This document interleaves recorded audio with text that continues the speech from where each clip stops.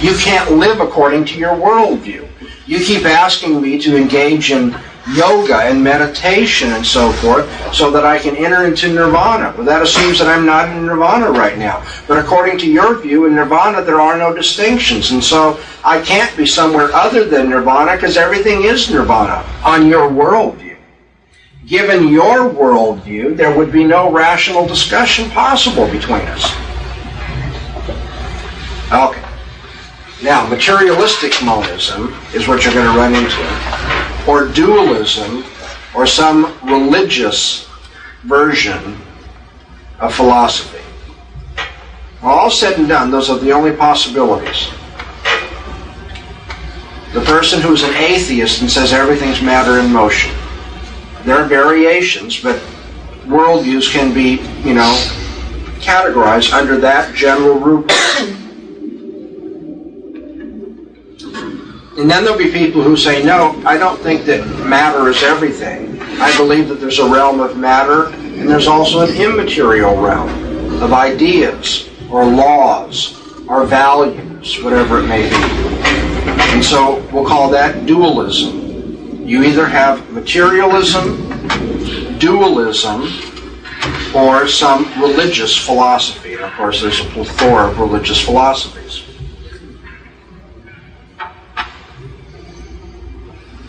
How do we as presuppositionalists pursue set 4, showing the failure to provide the preconditions of intelligibility with respect to the different worldviews that we can encounter? Let's start with the materialist. We want to point out to the materialist that he or she can claim that only concrete particular things exist, that there are no material or abstract realities, that he or she can claim that all events are random, there's no personal plan, no control over this world in which we live, and he or she can claim that reality amounts to matter in motion, but they cannot think or act or reason in that way. They can claim that, but they can't reason or act. They cannot think in that fashion at all.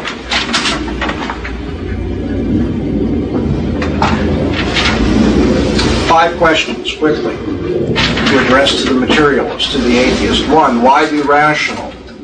2, what's the origin of life? 3, why think in terms of scientific inference? 4, why think in terms of general principles? 5, why be moral? I'm going to talk about each one of them.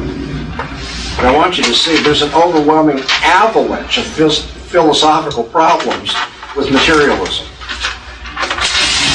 1, why be rational? I once had a radio dialogue with George Smith, who wrote the book, The Case Against God. And this book was really, played up and so forth, and was supposed to take all the great arguments, into account, and it be very, deep and profound and so forth. And in my interview with him on the radio, I said, George, one of the basic flaws I find in your book is your conception of Christian faith. You have the idea that reason takes all of us so far, and then some of us in this world have a leap of Christian faith that goes beyond reason. I want to point out that in the Augustinian tradition, that's not our conception of reason and faith. We believe that all reasoning rests upon faith. And so faith is not other than reason. Faith is the most reasonable thing because reason itself relies on it. Now notice that in your book you say all of us must be rational and not follow this Christian idea of reason. Now, his notion of reason is not really the Augustinian one. But I pressed it further and I said, but given your conception that reason is apart from faith, when you say that all men must follow their reasoning and not do like the Christians and have a blind leap of faith, I want to know on what basis you can say that. Why are men under obligation to be rational? You know, it was just almost like something the guy had never considered. It just blitzed his thinking. You know, I don't mean that he just crumbled on the radio. He was really quite arrogant and wanted to keep, pushing things back at me. That's fine, but he didn't have any answer for that. I said, now, I think all men should be rational. I think we are under obligation to use our intellectual tools to glorify God and to learn about this world. We should be consistent and so forth and so on. I think we should believe things on good evidence. I believe everybody should be rational, but I believe that because God requires all men to be rational. So within my worldview, I can make sense of this demand for rationality. But if this world is sound and fury signifying nothing, why should anybody have to be rational? Why don't I just live moment by moment and not worry about inconsistencies or rational theories or intelligent ways of interpreting my experience? Why don't I just think one thing one time and another thing another time and not care about logic at all? After all, logic has nothing to do with this world. You see, the strange thing is about the materialist is the materialist who wants to be rational has already departed from his materialism. Another aspect of this question, why be rational at all? If the person you're talking to is really a materialist, then they have a naturalistic explanation for everything that we think and do. The naturalist says, what's going on in this gray matter in my cranium is controlled by the laws of physics and chemistry and biology. I don't really think. I'm just like a weed that's growing. And this particular weed expresses itself through vocal cords and all that, but nevertheless, weeds don't think and make decisions, and neither do I. We're all subject, basically, to the laws of physics. I'm just at a more complicated level, a more complex level. So if naturalism is true, then there is no mind, and there is no objective reasoning, and no freedom to my thought. And so if naturalism is true, why do you call on people to be rational? If naturalism is true, there is no rationality. There's just whatever people end up thinking and doing. Atheism destroys the demand for rationality. Secondly, what's the origin of life? Have to ask the atheist worldview, where'd life come from? According to the atheist theory, the reigning dogma or prejudice in our day, as you know, life came from non-life. That ought to be enough right there to make any rational person snicker. Excuse me? Life came from non-life? In fact, I thought it was one of the established principles of biology that spontaneous generation is not true. And you know what the atheist will say? I mean, he may have a more sophisticated way of doing it. Basically, the atheist says, we want one exception. Just give us one exception to our universal rule. He said, well, if I give you one exception, it's not universal. And if we start giving out exceptions, then the Christian can just as easily say, I want an exception too. At every point that you think that what I'm saying is not rational, not consistent, then I just want an exception from the demand of rationality. No! I cannot give you an exception. So where'd life come from? The idea that there was a prebiotic phase of evolution where chemicals just somehow came together accidentally and life originated is a preposterous scientific theory. It's a preposterous philosophical notion too, because it assumes that something that doesn't have any of the characteristics of the final product came together with something else that had none of the characteristics of the final property, but in bringing those two somethings together, you got the final product. It makes no difference how much you tinker with or work with a cake mix. You're not ever going to get a political constitution out of a cake mix. And I don't mean a cake mix box having somehow a political constitution in it. You all know how to make it, well, maybe you don't all know, but you have some general idea of how cakes are made. You also have some idea of the character of political constitutions. They have no relationship to each other. They don't share, attributes. And so for somebody to say, I think political constitutions arise from cake mixes, you say, well, that's preposterous. And somebody says, give us time, we're working on it. That's essentially what the evolutionist is doing. He says, well, that's right, life and intelligence and morality have attributes which don't have anything to do with inert chemicals. But give us time, we're working on it. Let us tinker with the cake mix, and eventually we'll get freedom, we'll get morality, we'll get intelligence, we'll get life itself. Inorganic things do not, by mechanical reconfiguration, give rise to the organic. And so, secondly, we see the absurdity of the atheistic materialistic worldview in that they have qualities coming from their opposites. Life coming from non-life, the moral coming from the non-moral, the intelligent coming from the unintelligent. That's not good science or good philosophy. Why be rational? What's the origin of life? Thirdly, why think in terms of scientific inference at all?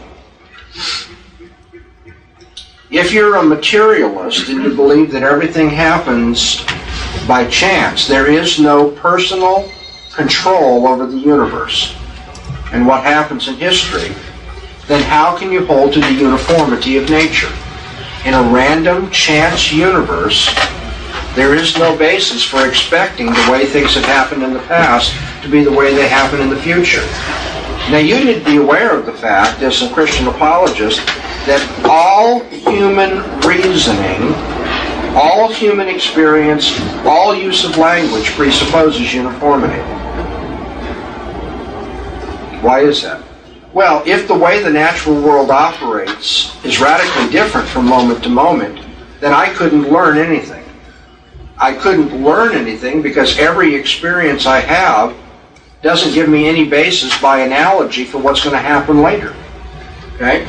So I stubbed my toe this night and it hurts. That has nothing to do with whether stubbing my toe will hurt in the future, if it's a completely random universe. But if there is uniformity in the natural order, then from analogy, from past experience, I can predict what will happen in the future.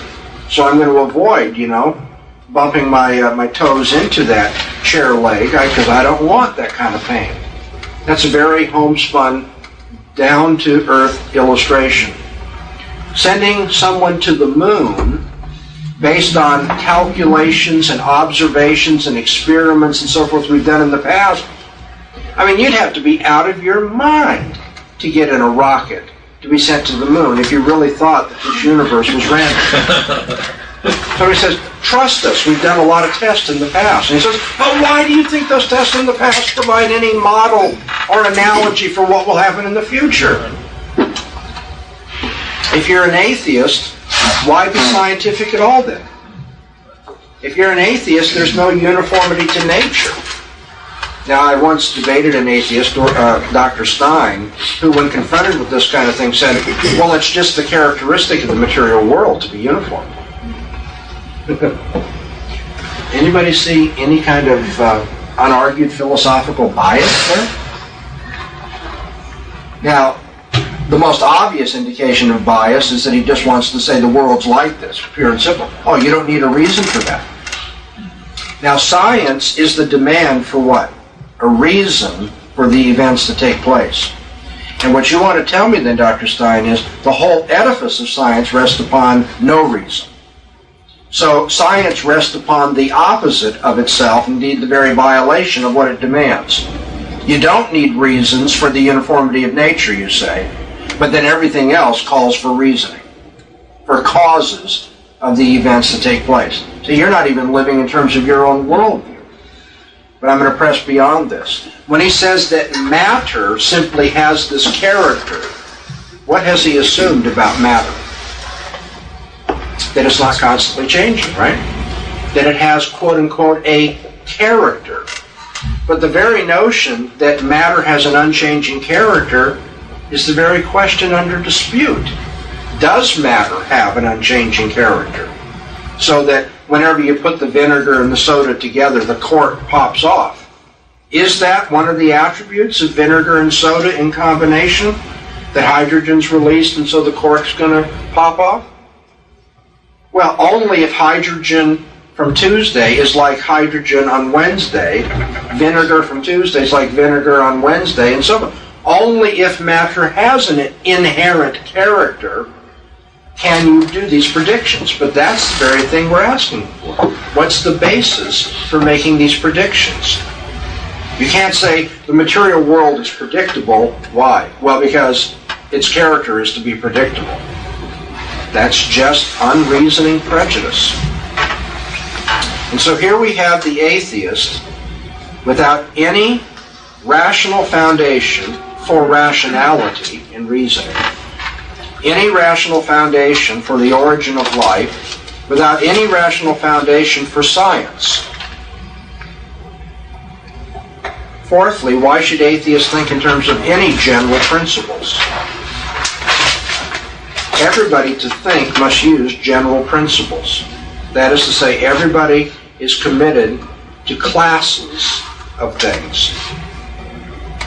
Our experiences are not taken as novel, new experiences, one by one by one by one by one by one, having no connection with anything before. Not everything is brand new. Okay?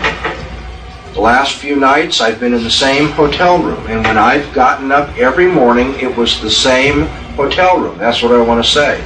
But if materialism is true, and only material particulars exist, then it turns out the experience I had getting up in the hotel room the first morning is not the same experience as I had the second morning, the third, and so forth. Those are all just momentary experiences. And therefore, there's no sameness between them. Unless classes exist. To put it another way, unless something called similarity is real.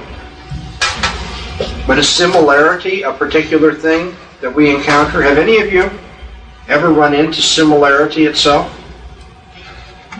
No, I've never known anybody say, Dr. Monson, I'm really worried. I've lost my quantity of similarity. I don't know where I put it. Similarity is not the sort of thing that you materially encounter. Here's something else you don't encounter in the material world, the laws of logic.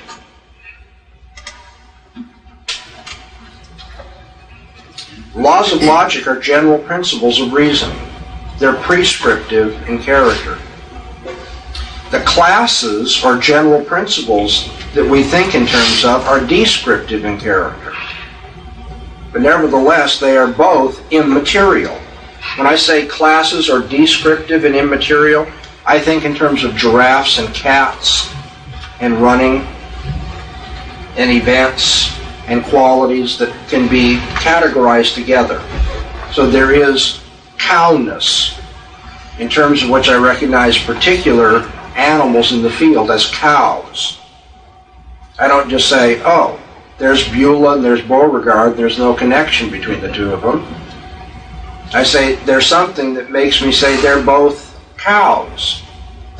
But that something that makes me say they're both cows is not a cow, nor is it anything physical. In fact, if it were, then I'd have to have something that unites whatever this something is and the two cows into another category by which I can say this something belongs to cowness and not to catness. And so whatever it is that unites the cows together cannot itself be a material particular. It has to be universal. It has to be abstract, and therefore it has to be immaterial. We're back to my point. The unbeliever who is an atheist, therefore, is making use of categories which are immaterial, even if it's only the category of similarity, and laws of logic which are immaterial and prescriptive for the way that we should reason. And so why should we reason or think in terms of general principles at all if we are materialist? Why have categories like barns and redness and cows and the laws of logic if you're a materialist? Now you all wanted illustrations, and so these are the illustrations. I may give you more, but this is the sort of thing you need to think in terms of. Many of us don't want to be philosophical, though, in some of this, and because of brevity, and also because of my own training and personality, it may seem somewhat abstract. But all of you can think this way. All of you can push these issues. With some practice, you'll do it better. There's no question about that. But you need not be intimidated by it because it's philosophical. Everybody's going to ask, why is it that we speak of these objects as being cows? Why don't we just say experience? Why don't we just have names for every single experience we have, and nothing is ever common? Why do we think that there are common or universal laws of thinking? The only reason I do so is because as a Christian I know that the mind of God unifies the world and controls the world, and my thinking should emulate His. But I don't know why a materialist, why an atheist would do so. And then the fifth question that I rattled off real quickly is, why be moral? If naturalism is true, I can say two things for sure. First, there are no absolutes. If naturalism is true, everything's in flux. And whatever happens, happens. There are no absolutes. There are no absolute prescriptions. There's only descriptions of moment-to-moment-to-moment experience. If naturalism is true, then from that we'd have to say there can be no absolute prescriptions. But if there are no absolute prescriptions, there's no ethics, is there? There's no thou shalt or thou shalt not, which is without qualification. There's no universal obligation in a world that's completely naturalistic. Secondly, if naturalism is true, there's no human freedom or dignity by which people choose to live a life which is noble or ignoble, to do what is right or what is wrong. If naturalism's true, we don't have any freedom or any dignity to maintain anyway. What is. That's pretty profound, right? Whatever happens, happens.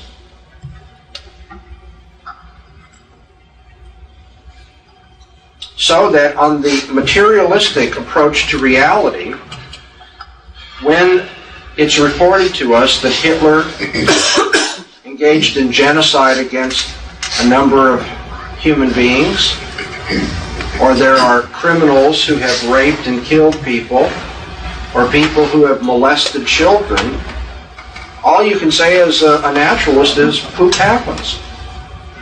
Right? Things that are ugly and smelly take place. What else can I say? I can't tell you it's wrong. Because in a naturalistic universe, there is no wrong. There's no freedom to choose between right and wrong, and there's no absolute prescription by which whatever I did could be right or wrong. So naturalism destroys all morality, too. Now, I should warn you that many atheists who have gone to the university and have studied under atheist professors will have been taught, here's the answer to that problem. Naturalists try to live moral lives. And so you're wrong to say that naturalism destroys ethics, because people can choose values by which to live. Well, first of all, you need to say, you mean they can choose values by which to live? I thought in the naturalistic world everything happens by the laws of physics and chemistry and biology. But whatever it is that's going on there, let's not call it a choice, that's kind of problematic, isn't it? Whatever that's going on there is still not an absolute prescription that's being chosen. It's just what somebody decides to do. So let's say that you decided to live a noble life of self-sacrifice and protection of the weak. And so you're real upset with what Hitler did. Now you come to me, or I'm talking to you, and I say, you really can't condemn what Hitler does. You're going to say, I do condemn what Hitler does, because I believe in self-sacrifice and protecting the weak. I said, well, that's fine that you've chosen to live that kind of life. My point is, you can't condemn Hitler for not having chosen the same lifestyle with you. Because on your naturalistic presuppositions, there is no obligation for Hitler to be like you, to be self-sacrificial or to care for the weak. At the debate I had at Davis with Edward Tabish, this Jewish lawyer, he complained about his relatives having died at Auschwitz. That's a very sensitive subject, and I tried to address that sensitively. I said, I, as a Christian, condemn what happened to your relatives. It's morally outrageous. It's atrocious. But what I have to point out to you is that on your worldview, you have no basis for condemning it at all. On your worldview, why should Hitler be under any obligation not to torture and maim and kill anybody he wants? What one animal does to another animal is morally irrelevant if you're a naturalist, because what? What is. Poop happens. That's it. That's all you can say. You don't like it, you find it smelly, but it nevertheless happens. End of story. Okay, so when you deal with the worldview of atheism or materialism, you finally get down to this level. We have to say, you see, you can't provide the preconditions of intelligibility for rationality, for understanding life, for thinking scientifically, for thinking at all logically and in terms of general principles, or being moral. So when somebody says, well, your Christian worldview is already assumed when you take the evidence and are led to Christian conclusions. But on my non-Christian worldview, I don't have to be led to those conclusions. We have to say you're right. If you keep your autonomous presuppositions, the evidence we give you will not lead you to Christian conclusions. But you won't be able to draw any conclusions because you won't be able to be rational at all. The proof of God's existence, is the coin going to drop now? Is what? That without God you couldn't prove anything.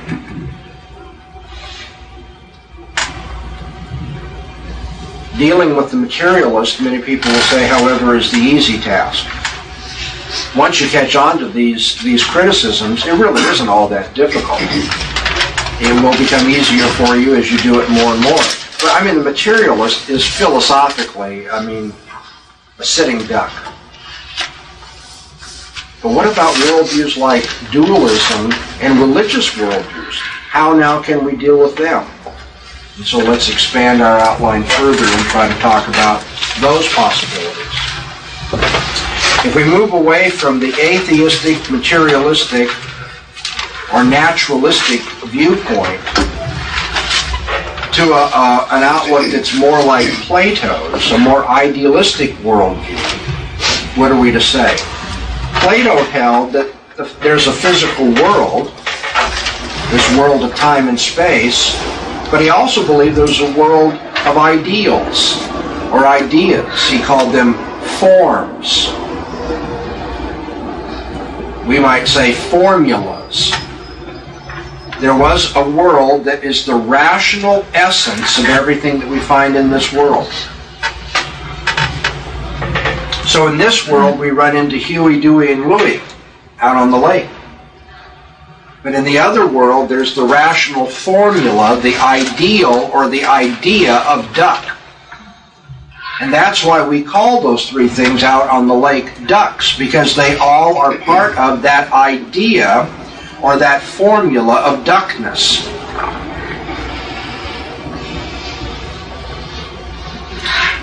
That's Plato in our modern world, well, throughout history too, but in our modern world, there are many people who say, I believe in the physical world, but I also believe in values. I believe that there are ideas. I believe in the laws of logic. I believe in the laws of morality. Okay, now you're defending the faith, not with the materialistic, atheistic naturalist. Like I say, he's a sitting duck. You can philosophically knock that out.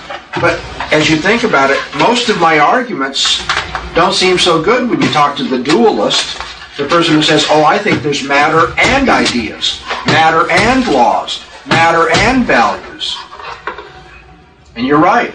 Most of the criticisms that we would urge against the atheist don't work so well against Plato and the people today who say, yes, Virginia, there is a Santa Claus.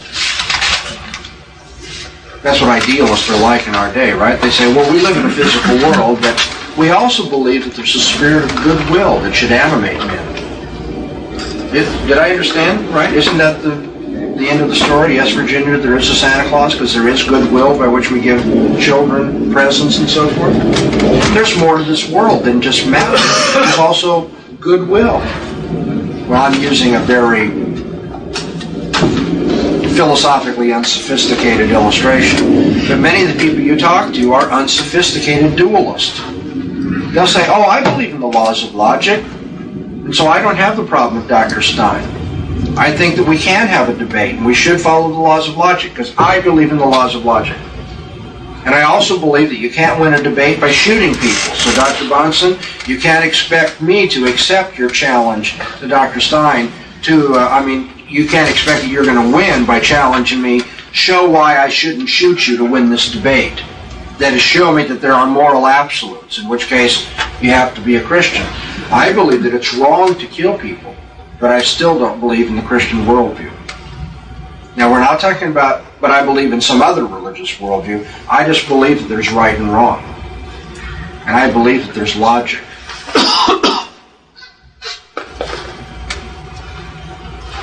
Let me strengthen your hand at this point, because many of you, if you're paying attention, are thinking, this shouldn't be difficult to refute at all. In fact, aren't we back up to 1 and 2?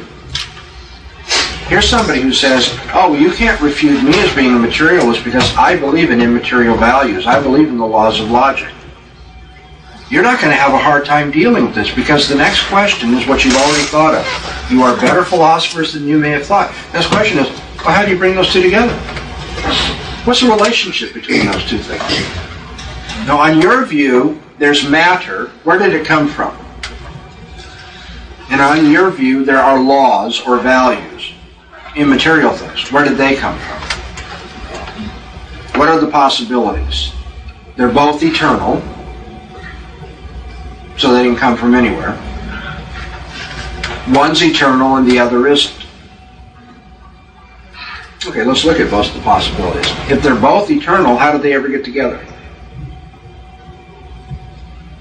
You might want to say, well, matter decided that it wanted to get married to ideas. Matter doesn't have any personality. It can't choose to do anything. So the way in which matter and ideals and values got together can't be on the material side of things. You say, well, then maybe ideas, values, and logic decided to bring them together. But ideas and values and logic are abstract. They aren't personal at all. You might be interested, just as a matter of historical curiosity, to know Plato's answer to this. Plato said, oh, there must have been a personal demiurge that brought them together. Plato knew very well matter and ideas would never get together on their own. If they're both eternal, then there must be some other eternal thing that is personal that brings them together. Plato also said, by the way, and I know that's only a myth. I have to resort to a myth because I don't have any philosophical explanation of how you can get things which have conflicting attributes together in one realm. Conflicting attributes, matter is particular, ideas are universal. Matter is contingent, ideas are necessary, laws are necessary. How is that which is universal and necessary somehow in fruitful contact with that which is particular and contingent? And so Plato said, I don't know, just grant me one exception to my philosophical rationalism. All I want is to appeal to mythology once, and then I can explain everything else. You see, that's the problem with all unbelieving thinking. They always want the one grand exception. Let me get started, and then I can argue against you Christians. And what am I teaching you to do? In essence, don't let them get started. Argue with them at the presuppositional level and say, I want to know on your presuppositions how matter and ideals, how matter and values ever got together and there's any relationship to them. If they're both eternal, then you would think you have two things which are on two different tracks, really, and there's no contact between them. So the only other alternative is to say one is more basic than the other, right? Okay, but if one is more basic than the other, which is which? If matter is more basic, and ideals grow out of matter or develop, evolve, whatever, out of matter, don't you see we're really back to the first option we were looking at? Materialism. What you have here is just a more sophisticated version of materialism that says really laws and values somehow developed out of the material world. Well, if they did, how did that which is particular and contingent give rise to that which is universal and necessary? That's philosophical nonsense again. Well, it has to be the other way around then. It must be that the physical world developed out of the world of ideas, out of the world of forms and values. Well, how could ideas give rise to that which is non-ideal? How could ideas do anything? How do ideas develop into a physical world where there are trees and fish and clouds in the sky? I mean, that's just a preposterous philosophy. So in essence, what we're saying is any dualistic approach, any worldview that has both matter and non-matter is going to have to face up to the problem of its dualism. Why then do we have the two things interacting? Why in our experience do we have both matter and ideas, both matter and values? Plato put it this way: the soul once existed in the realm of ideas. If you do an internal critique of Platonic philosophy, I hope I'm not pushing too hard on you right now, but you need to understand that last sentence doesn't make sense in terms of Plato's philosophy. He says the soul once existed in the realm of ideas. No, Plato. On your view, only the idea of the soul could exist in the realm of ideas, not the soul. And so, where does the soul exist? Plato is contradicting his own philosophy when he says the soul once had concourse among the ideas. And that according to him, the soul comes into the body and is there entombed for a period of time, and eventually the soul escapes and goes back to the realm of ideas. Plato says that that's why all philosophy is a longing for death, because all philosophy is a longing for the ideas, and that's where our soul will go when we're finally released from this body. But my question is, where did the soul come from? Is it eternal? Are there a lot of eternal souls? Are all of us little gods? What are you telling us, Plato? Where did the soul come from if it's not eternal? And if the soul existed at all, no matter where it came from, it couldn't have existed in the realm of ideas because the soul's not an idea. So how did the soul have concourse with the ideas? The very problem that Plato is trying to solve on earth is just now replicated in another realm, because he thinks he has two things, right? Ideas and the material world. The soul is supposed to be the mediator between these two. But the soul can't be the mediator between the two because the soul's not an idea.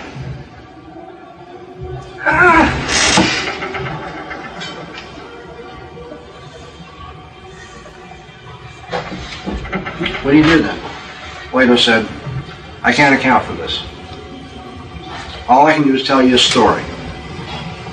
I have this mythology of the soul coming into the body, and it comes in remembering the ideas. I don't know how it knew the ideas, but it comes into this world remembering the ideas, and that's how values and ideas get in contact with our physical body. The chances are that your next door neighbor that you're talking to about the faith is not going to resort to mythology in arguing against your Christianity. It's not very likely that you have a neighbor that's going to say, I can't believe all these myths in the Bible because I've got my own myth, thank you. Most modern dualists haven't even asked themselves the question, how do I get the two things unified in one worldview? And so you do an internal critique of the unbeliever system. Materialism won't work. It destroys the preconditions of rationality. The preconditions of rationality can't be saved under dualism because dualism is arbitrary and incoherent. And that leaves only one option, if you're not going to be a Christian, is that you have to have an alternative religious worldview. We say God's the answer to all this. God created the physical world out of nothing. It's God's mind that's the basis for the laws of logic. It's God's character that gives us the moral laws by which we live. So we have the preconditions of intelligibility within the Christian worldview. Somebody says, yes, well, why the Christian worldview? One of the questions that you want me to answer is, why does it have to be the Christian worldview? Why not just theism in general? Okay, you've asked, so I'm going to tell you. Because there isn't any such thing as theism in general. It can't be theism in general because there ain't anything like that. There's only particular versions of theism. Okay?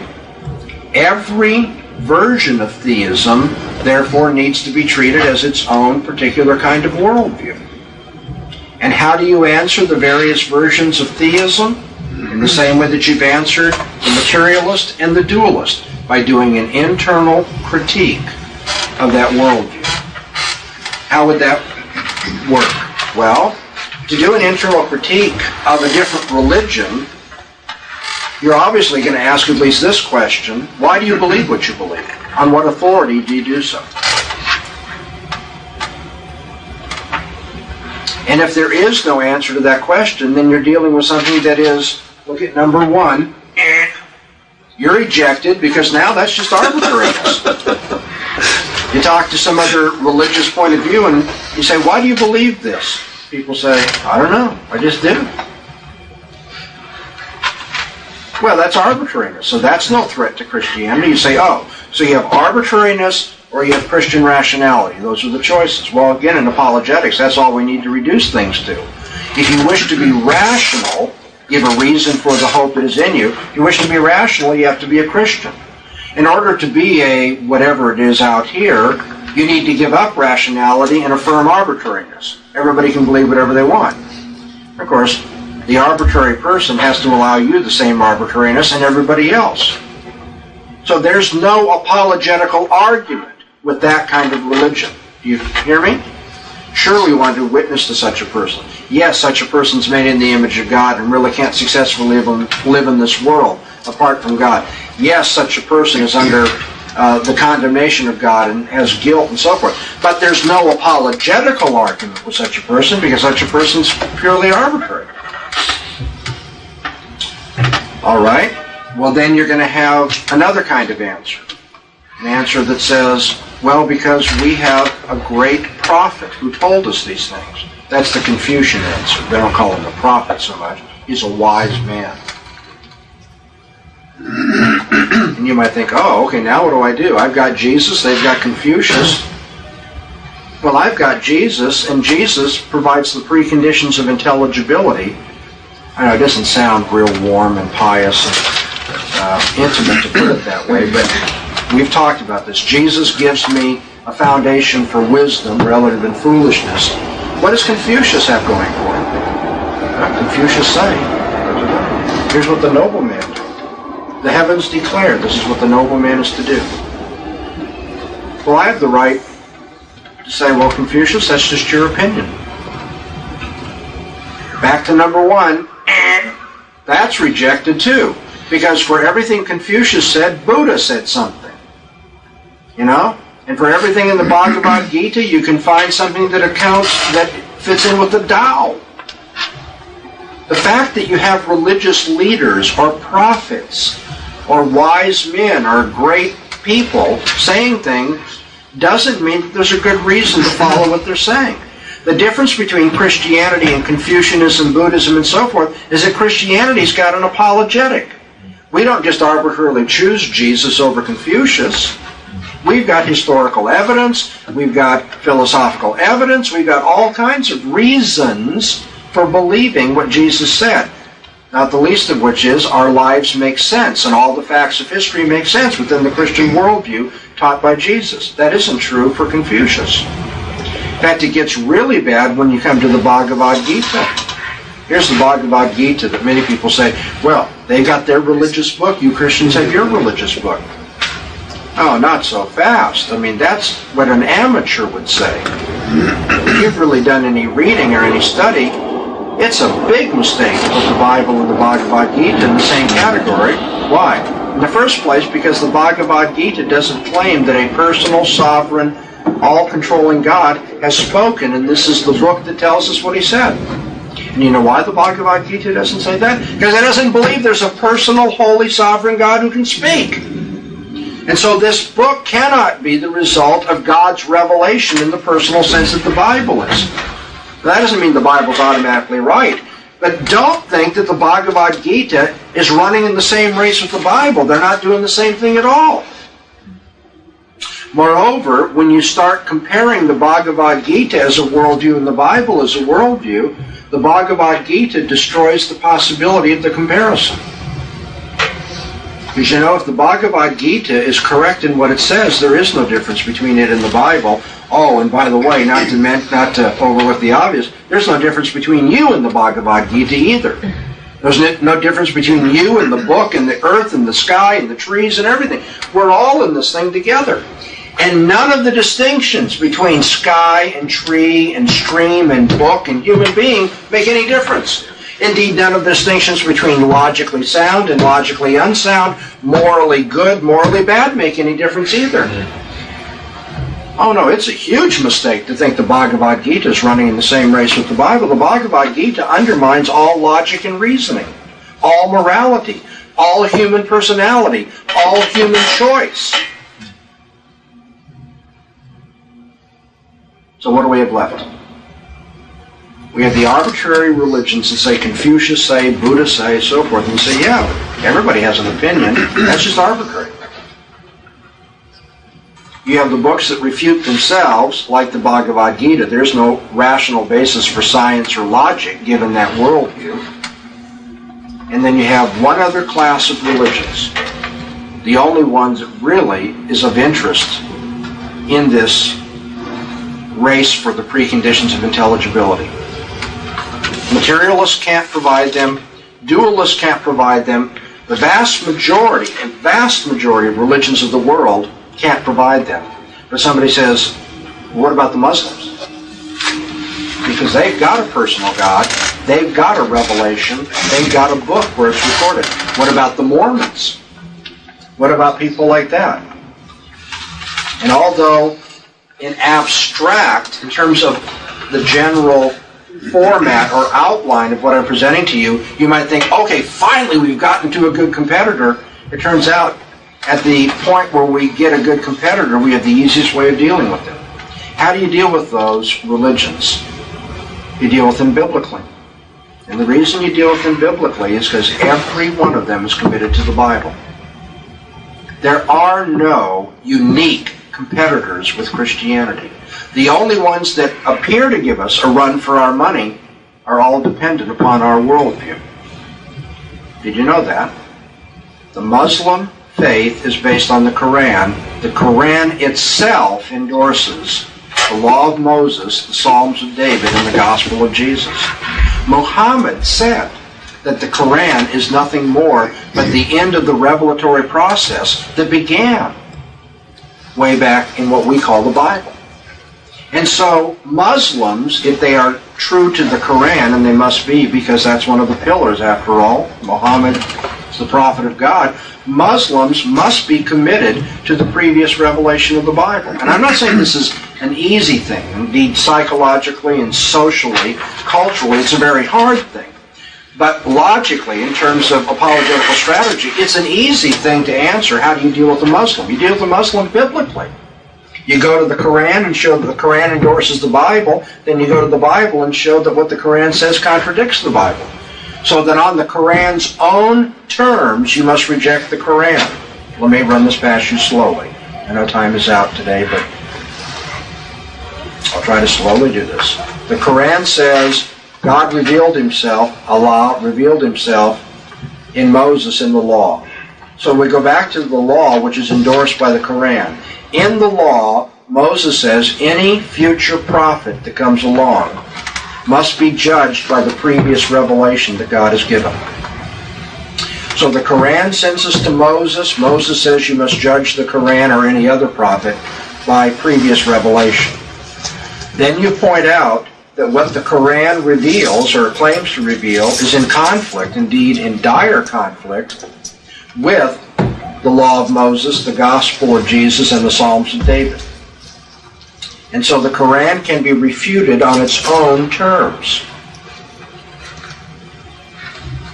How do they conflict? Well, time won't allow me to go into a full comparison at this point, but they conflict, first of all, in that, according to the Quran, God cannot have a son.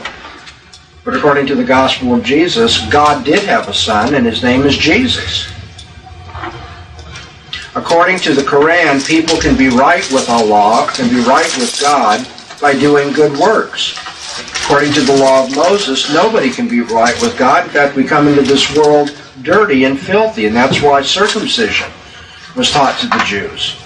No one enters this world except through an organ that has to be cleansed in the eyes of God. And no one can be right with God without blood sacrifice. There's no blood sacrifice in the Quran. There's no need for blood atonement because your good works are to compensate for your bad works.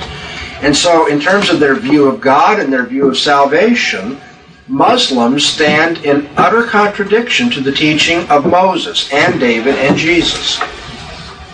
And so once again, the internal critique of Islam is it rests upon the Bible, it says, and so you can go to the Bible to refute the Quran. How about Mormons? You say, what do you do with Mormons? Because they're not like Muslims, a different religion. They're some kind of version of Christian. Yeah, but Mormons will all tell you what? That the Bible is their book. And the Book of Mormon is just what?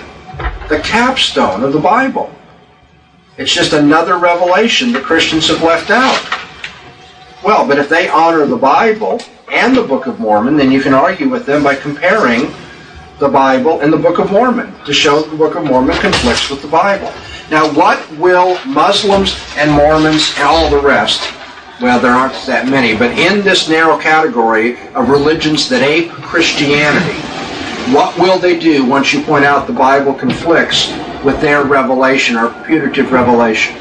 It never fails. They'll turn around and say, well, then you don't have the right Bible. Right? The Muslims will say the Bible's been corrupted, and that in its original form it really did agree with the Quran.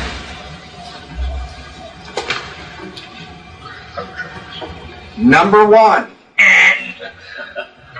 the only reason Muslims say that the Bible has been corrupted is because it conflicts with the Quran.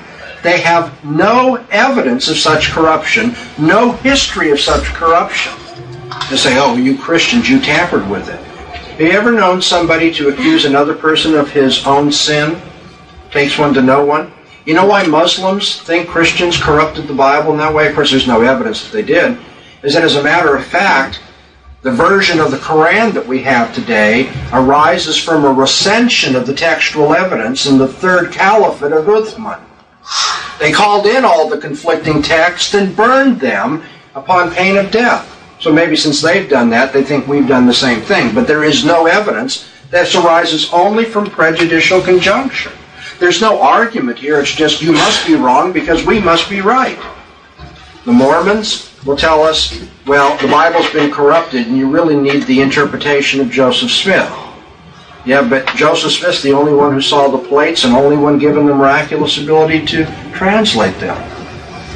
And about this Joseph Smith, you should keep in mind that he's been twice convicted, and we know this, of being a con man in the state of New York. The con man became the prophet of God who tells us he alone has seen the gold plates and knows how to translate them. And we should all now give up the public evidence of the Bible for this? It's asking too much for anybody to be reasonable in that way. Very quickly, at the end here of our session, what I'm getting at is, even those religions that ape Christianity can be dealt with in terms of an internal critique of what they say. And so I think presuppositionalism is not only a strong, indeed the strongest argument for Christianity, it can deal with all comers as well. And we'll continue tomorrow.